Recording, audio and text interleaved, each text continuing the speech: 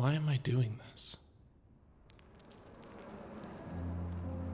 The chalky shards dig deeper into my palms and fingertips. Every point of contact burns from the friction, the mass, but I spread my hands wide and press the flat of my shoulder into the stone, distributing the weight. A thought from the depths of my mind. Why am I still doing this? I know there's a reason, but the memory is distant. My cheek pushes against the rock for some fleeting stability. I catch myself holding my breath and pull some of my focus back towards breathing. Reluctantly slow breaths through the nose. One of the nostrils presses too hard against the boulder to pull in any air, but I just focus on the rhythm and the stability. Motivation. I can feel it. It's faint, but I feel it. I try to visualize it, grasp the words, but it's all dust, swirling around in my periphery. Just enough stability to consider moving one of my feet forward. I shift as much weight as I can towards my right foot, then quickly lift my left foot and force it up the incline. It moves a few inches before the power of the boulder forces the bare foot back down onto the jagged rock chips for balance. Finally grab onto the vague shape of a word. Inspiration? After a second, my left foot suddenly shifts, sliding down towards the base of the mountain. The foot moves only slightly before finding a solid stance. I've still made some progress from the maneuver, but it's enough to distract from the breathing again. I inhale sharp enough to suck in some of the kicked up dust. More rock dust lands on my eyes. Yes, inspiration, of course. Why else would I subject myself to this? An inspiring feat of strength and endurance. I'll be loved for this, remembered for it. Remembered. I can't seem to remember myself. I close my throat as the thick dust lands on my hardened tongue. Earth and salt. I struggle to remember flavors beyond these two. I keep my throat shut and resolve not to cough. Coughing threatens my balance. I had a name once, a name that rises and falls, I think. If I could just ask someone what I was, who I was. It takes ages to summon up the saliva needed, but my stance is strong now. The boulder's power and mine precariously matched. I swallow the wet dirt to avoid inhaling it. I blink hard until the sweat from my eyebrows flushes the remaining grains of dust from my eyes. Then I return to my breathing, calm and consistent, the rhythm and the stability. My bare chest scrapes across the harsh surface of the boulder as it moves up and down with the breaths. Up and down. Up and down. Up and down. Up, and then I push and down. The boulder pushes back. Up. It pushes my muscles hard into my bones, but I do not stop. I overpower the ancient force as my exhale propels me forward. Muffled crunches like grinding teeth as the boulder shaves more rock chips out of the solid mountain surface. The boulder and I slouch towards the peak until my lungs are empty and the world stops moving beneath me. Progress. 2, maybe even 3 inches of progress. And down. I hear a name through the breathing. Sisyphus. Yes, of course, Sisyphus. Syllables of my name rise and fall, up then down. Sisyphus. With my name comes scarce memories. The boulder hasn't settled in its new position, instead teetering on one of its harder angles. It's more strain on the muscles, more balance, but ultimately ideal. A settled position makes for a more difficult push. Memory of kneeling. The earth against my knees hurt more back then. Someone stood above me. A man? My focus was on my knees, the discomfort. I should have moved my hands lower before pushing. They're too high on the rock now. My stance is weak. The boulder takes advantage of that, and my palms begin to slip higher up the rock. I shoot both of my hands into a lower, desperate position. A few dozen wiry beard hairs get caught between one of the hands and the boulder. A beard. Cloud white, yes, the bearded man stood above me. He spoke. Something about a temple in his honor. Zeus. Stability.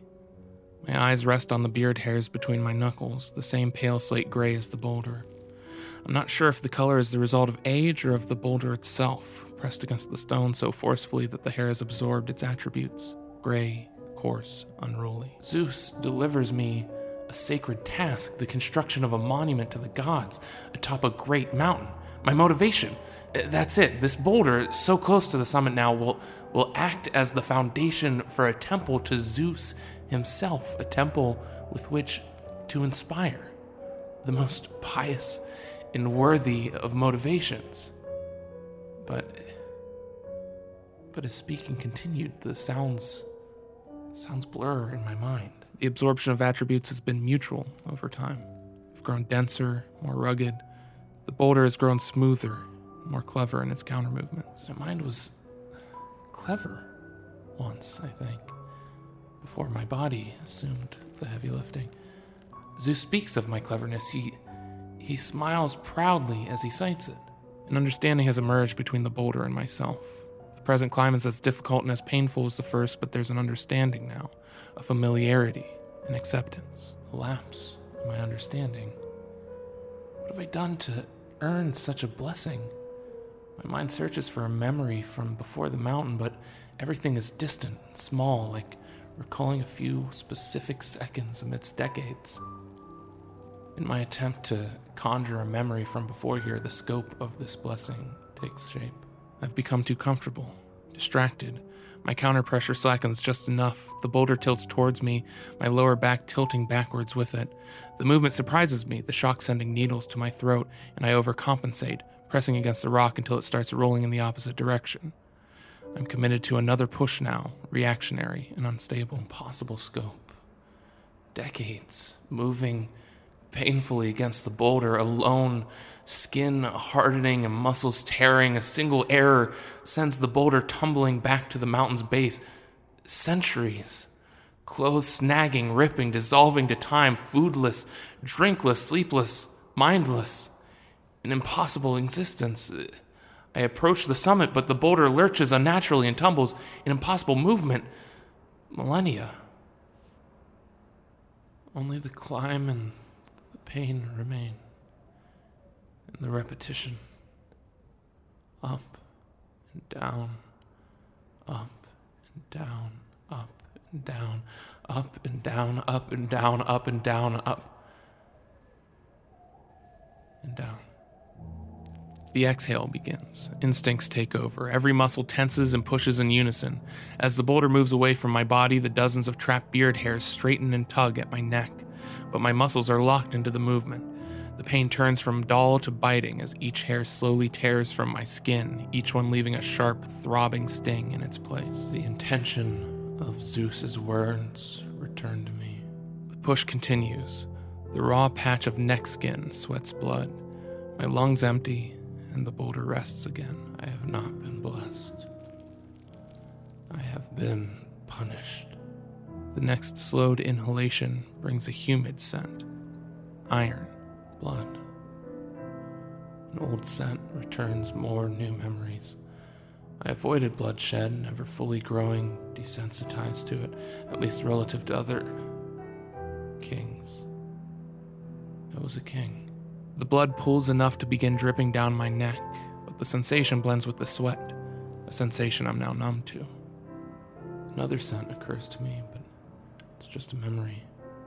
Still of stone, but also of hot clay, perfumes, and, for a time, fresh water. The smell of food still escapes me, but there is significance to the smell of fresh water that sticks in my mind. The scent grows more vivid. It's the scent of Corinth. My kingdom, my home. I remember the pain of leaving Corinth, not to come here, no, but to flee coming here. No. Betrayed the gods themselves. I remember, I committed the truest evil. I betrayed Zeus, I imprisoned Thanatos. I am evil. I deceived Hades. I stared into the eyes of merciful Hades, and I lied. I am punished. I am evil. Something turns inside my stomach, rises up towards my throat. Nausea. Guilt. I am evil. Some of my strength rushes away from my head and legs, replaced by a queasiness. I've thought too much. Emotion seeps into my muscles, pulling their focus, stripping them of direction. The boulder knows. It grows heavier. I try to push harder. I deserve this. I chose this. I try to push away the thoughts as well. Why did I choose this? My eyes go dry. A lump throbs in my throat. My breaths shake defiantly. I feel myself growing weaker. The lower back is always the first to go. My torso again pivots away from the boulder, and the boulder starts to move with it. Why did I choose this? I brace my chest desperately against the jagged rock. I've only the strength to hold back one thing at a time. I shut my eyes and allow the thoughts to run their course. There it is again. The scent of running water. There is a salvation tied to that scent. New river that brought trade and health to our Corinth, a gift from a god, a gift to me. Sopus, yes, a river named for a river god. I remember his daughter now, young Aegina, crying, screaming, dragged from my kingdom. Did I do this? Gods, what evils have I... No, I didn't do this. There is a light, blinding and terrifying. Zeus. My eyes open. The queasiness retreats back to my gut again, replaced by blood and strength. The blood fortifies my back and floods my face. Anger brings with it an ancient power. I have not been blessed. I have been punished. Punished for betraying Zeus, witnessing his violent abduction of an unwilling girl, the screaming and the lightning, and betraying Zeus with honesty to the girl's father, who in return gifted our kingdom with the water it needed to survive. Punished for imprisoning Thanatos, god of death, when he came to execute Zeus's revenge upon me, saving countless others from his reaping. Punished for deceiving ever-merciful Hades, disappearing back to the living world to wait peacefully for old age to take me instead. Stolen years that feel like seconds now. Punished for outsmarting the all-knowing, for overpowering the all-powerful, for exerting more virtue than the all-pious. These are my evils, judged deserving of eternal agony and contemplation. This is why I am doing this. Without any conscious input, my body decides to push. My fingers instinctively find holds between the jaggedness, and my soles press deep into the rock chips until they grow flat against the mountain. My muscles, awake in a flame, grow harder than the boulder. Each one moves in blind unison, not towards the boulder, but beyond the boulder, towards the mountain's peak.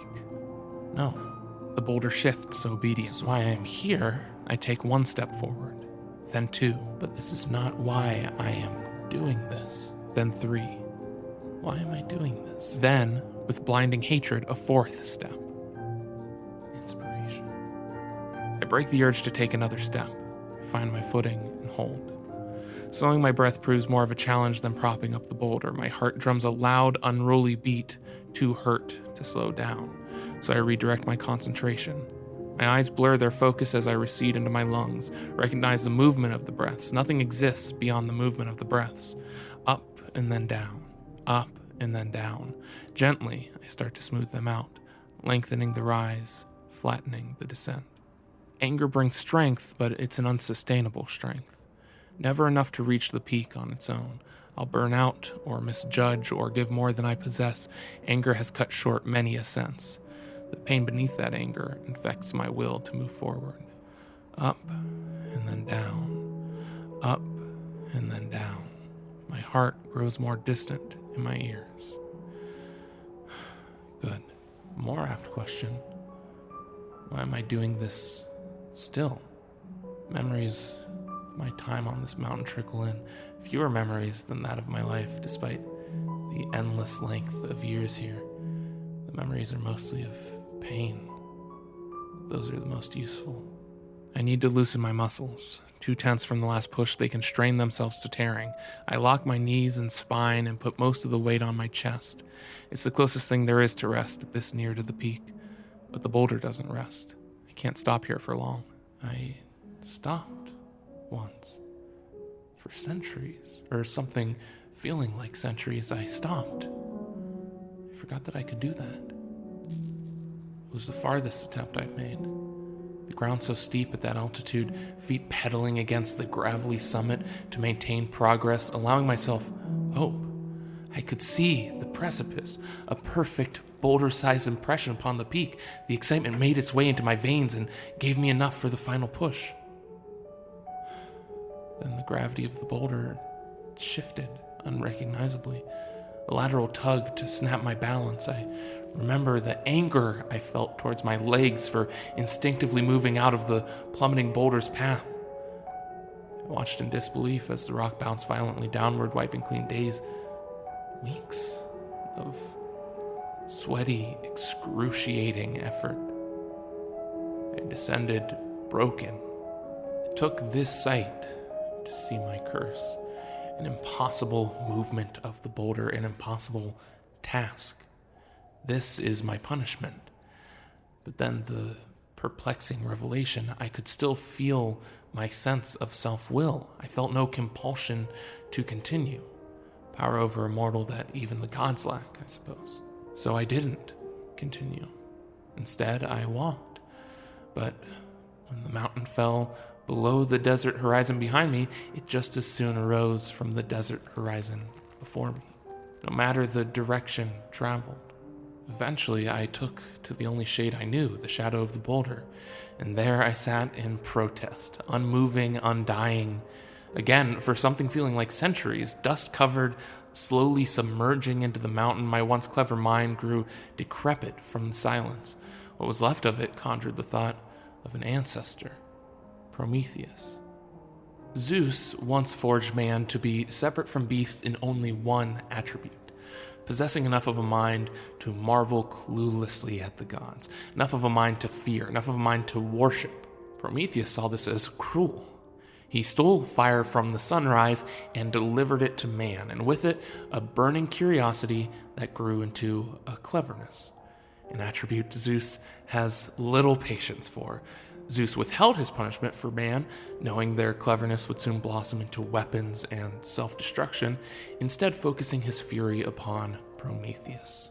Shackled to a mountain, his liver pecked out like carrion every day, regrown every night. I thought then of my fortune in comparison, freedom of movement, freedom from pain, defiant of Zeus. But I wasn't.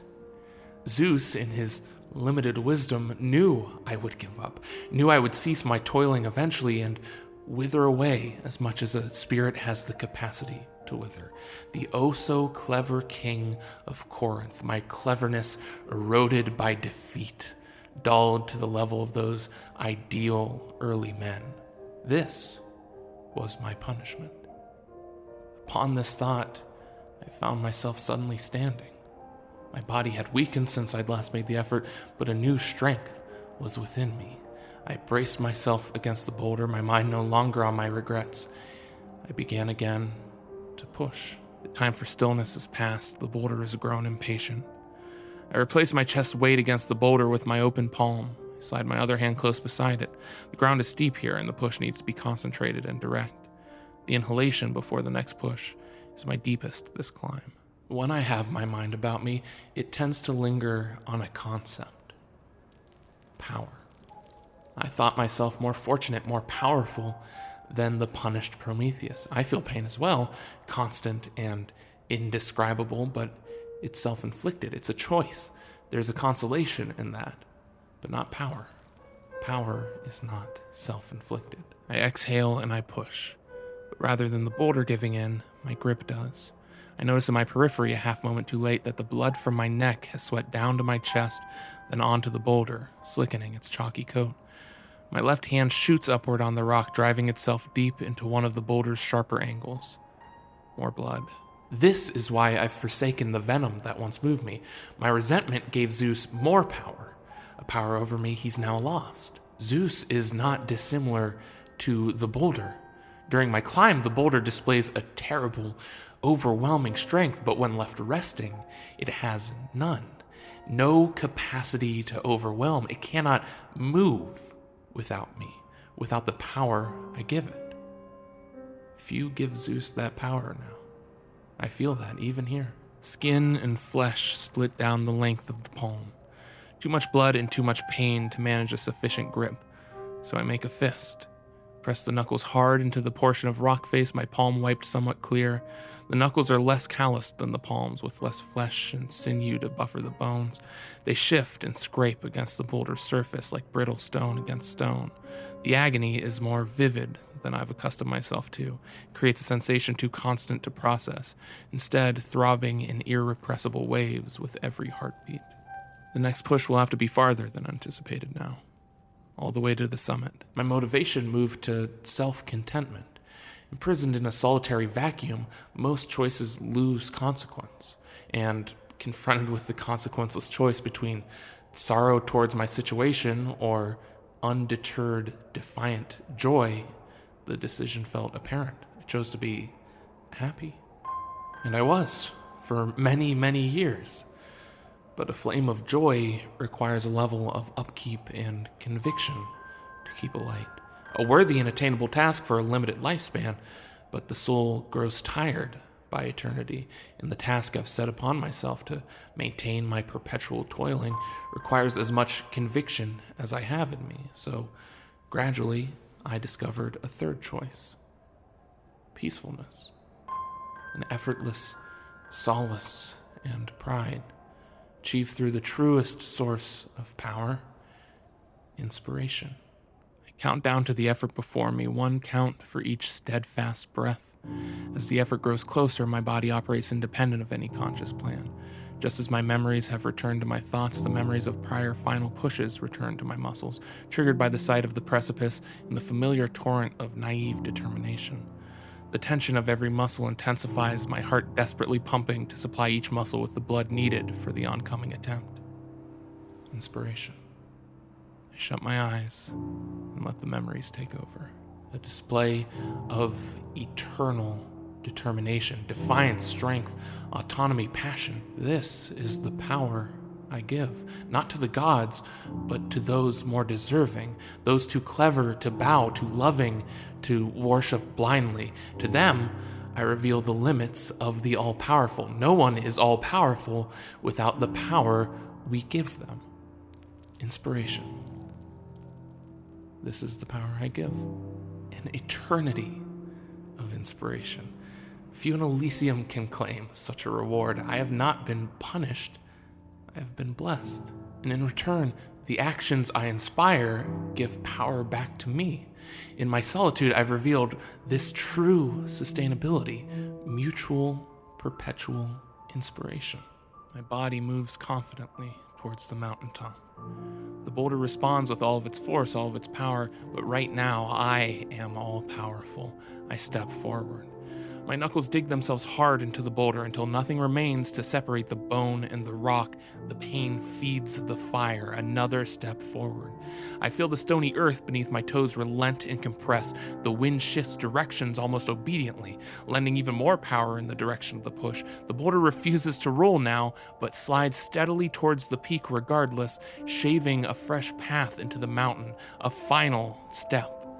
A jerk of sentient fear from the boulder as it concedes at the lip of the summit. I recognize the movement and allow the boulder to pass, sending it retreating back to the mountain's foot to rest. I resolve to do the same, releasing what remains of my exhalation. I doubt I'll ever truly discover if word of my endless toiling in this small, infinite corner of Tartarus reaches the living world. Again, in this solitary vacuum, hope is an effortless choice compared to the alternative. I remember now a brief encounter, not face to face, but as a distant song. The only time I momentarily ceased my efforts since I'd found my motivation and sat listening upon my rock. A song sung for Hades by a man who'd come to return his muse to the land of the living. A song of such sincerity, such love and defiance. It inspires me still.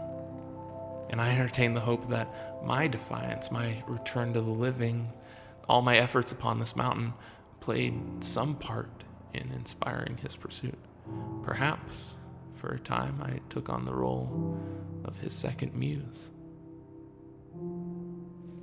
I remember now why I'm doing this. The wind seems more spirited now, as I accustom myself again to moving through it without resistance. My body has no more strength within it, but the pull of the earth feels impossibly weak regardless, as if I could simply lift my feet from the ground and take flight. The abilities of the gods don't feel as out of reach these days. As the dust of the years clear and my memories return to me, I don't feel the familiar peacefulness that usually accompanies my quiet descent. It's replaced by an excitement. My pace down the mountain quickens slightly as my mind prepares for the next descent.